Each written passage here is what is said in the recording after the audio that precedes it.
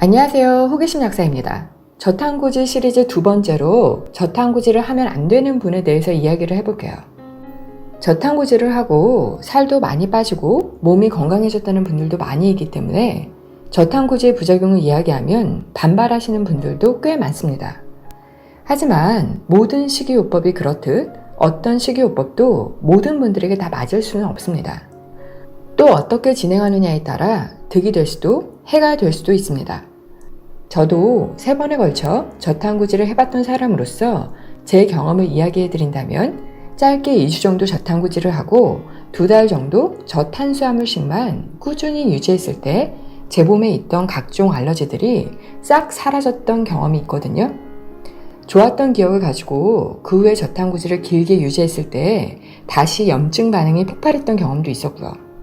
그때 뭐가 잘못된 건지 나름 공부를 많이 했었죠.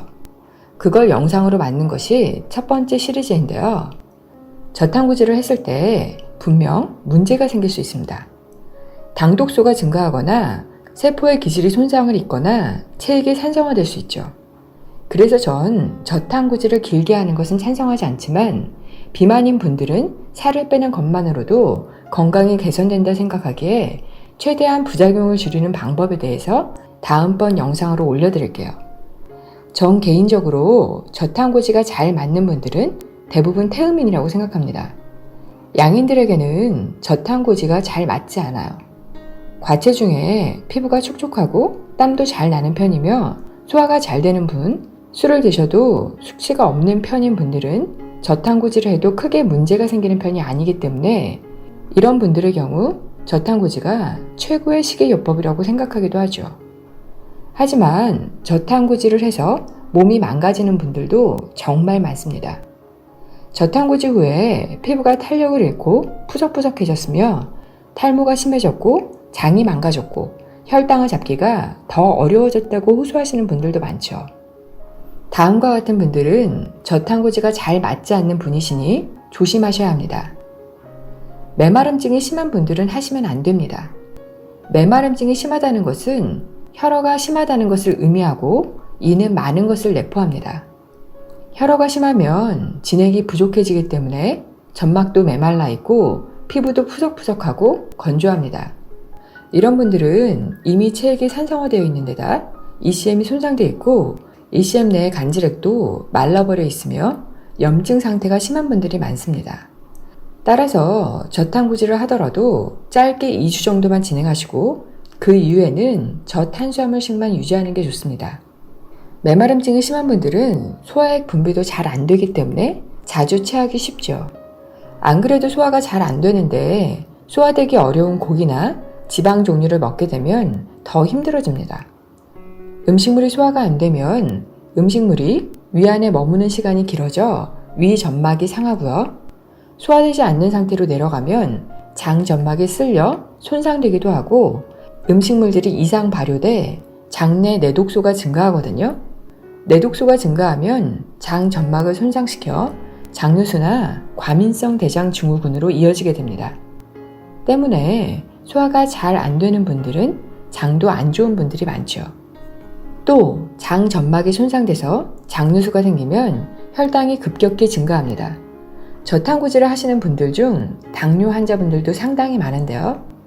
탄수화물을 끊으면 처음에는 혈당 조절이 잘 되는 듯 합니다. 하지만 지속적으로 하게 되면 다른 부분에 문제가 생기면서 약간의 탄수화물에도 급격한 혈당 피크가 치솟게 되죠. 소화가 점점 안 되기 시작하고 처음에는 조절 잘 됐던 혈당이 점점 잡히지 않게 됩니다. 그나마 처음부터 끝까지 탄수화물을 거의 안 드시면 이런 문제가 드러나지는 않습니다. 하지만 탄수화물을 먹기 시작하면서 혈당 체크를 해보시면 예전보다 훨씬 상태가 심각해지신 분들이 많습니다.